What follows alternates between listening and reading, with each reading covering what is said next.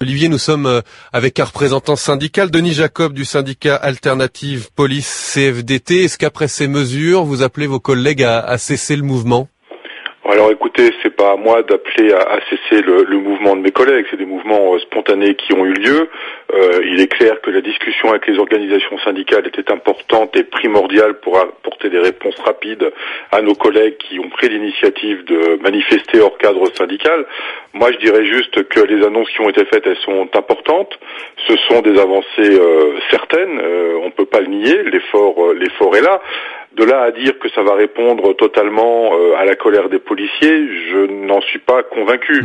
Le matériel. Pourquoi ? Qu'est-ce qu'il manque dans ces annonces ? Qu'est-ce que vous auriez aimé entendre et que vous n'avez pas entendu ? Mais le matériel, c'est important, bien évidemment que ça va améliorer le quotidien de mes collègues.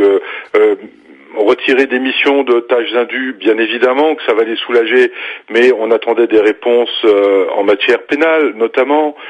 Il y a des choses qui n'ont pas été abordées. On parle de rénovation de commissariat qui aurait éventuellement une enveloppe supplémentaire, oui. Mais on n'a pas de précision.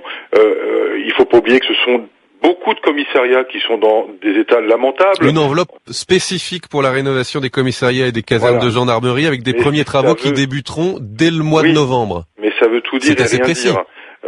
Moi, j'ai récolté des photos sur les réseaux sociaux de mes collègues qui sont en colère. Bon, enfin, c'est des états catastrophiques. Donc, si tout rentre dans l'ordre, c'est très bien. Mais on n'a pas parlé de la problématique du management, de la pression de la hiérarchie, de la problématique de la culture du résultat, de ce problème de primes que touchent les commissaires à hauteur de 20 000 euros par an, alors que nous, sur le terrain, quand on est mis en danger, on touche en tout et pour tout entre 100 et 500 euros par an. Voilà, toutes ces questions. Vous parlez d'obligation de résultat, il y a une culture du chiffre qui est trop importante encore aujourd'hui dans la police. Mais oui, parce que si vous voulez, les commissaires sont soumis à des objectifs avec une prime qui est à la clé. Si les objectifs ne sont pas atteints, ils n'ont pas cette prime, donc on met la pression sur ceux qui font le travail sur les terrains, c'est-à-dire les gradés et gardiens notamment, mais aussi les officiers. C'est-à-dire, très concrètement, pour qu'on comprenne bien, c'est temps d'interpellation, temps de procès-verbaux. Oui, tout ça, ça existe encore. Il faut pas le nier. Donc toutes ces questions-là n'ont pas été abordées. Alors on peut pas tout aborder, bien évidemment, en 2 heures dans une réunion avec le ministre de l'Intérieur et le président de la République. 250 millions, c'est tout de même pas rien. Ah bon, c'est pas négligeable, c'est clair. Le chiffrage des dotations qui vont être faites ont été données aujourd'hui. On savait qu'il allait y avoir des dotations. Ça avait déjà été annoncé il y a quelques jours en matière d'équipement. Alors on n'avait pas le chiffrage en nombre pour les collègues, même si tous les policiers ne seront pas non plus forcément équipés, parce qu'on peut pas équiper du jour au lendemain 100 000 gradés et gardiens. Mais c'est une grande avancée, faut pas le nier. C'est un effort conséquent, là il faut le reconnaître.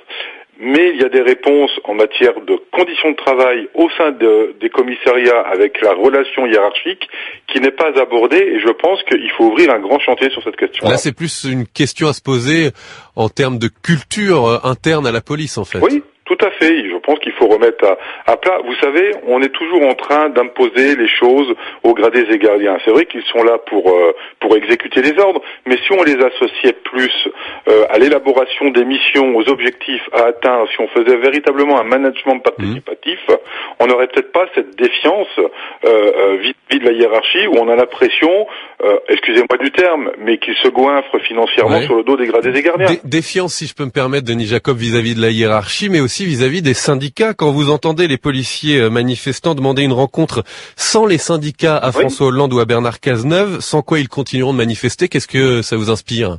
Moi, qu'est-ce que vous voulez que je vous dise ? Je suis entièrement d'accord avec cette analyse-là. Je l'ai dénoncé il y a 1 an en comité technique, et c'est une des raisons pour laquelle j'ai créé mon syndicat en septembre 2015. C'est que le système syndical tel qu'il existe aujourd'hui au sein de la police nationale est un système qui est perverti, je le dis très clairement, qui donne aussi le sentiment aux collègues qu'on sert une minorité avec certains avantages au détriment de la majorité, et donc il y a cette défiance qui est lancée vis-à-vis des syndicats dits institutionnels, ceux qui sont les plus représentatifs, et mes collègues ne veulent plus de ce système-là. Donc c'est aussi un signal d'alarme qui est lancé au syndicalisme policier en général. Moi j'avais prévenu dans une instance officielle paritaire de la police il y a 1 an que le système allait péter, en parlant vulgairement, et c'est arrivé. Donc il y a bien au niveau des syndicats institutionnels, il faut se remettre en cause. Beaucoup de questions à se poser aujourd'hui dans la police, de la part de la hiérarchie, de la part des syndicats aussi, on l'a bien compris. Denis Jacob, merci beaucoup d'avoir répondu à nos questions sur France Info. Je rappelle que vous êtes secrétaire général du syndicat Alternative Police CFDT.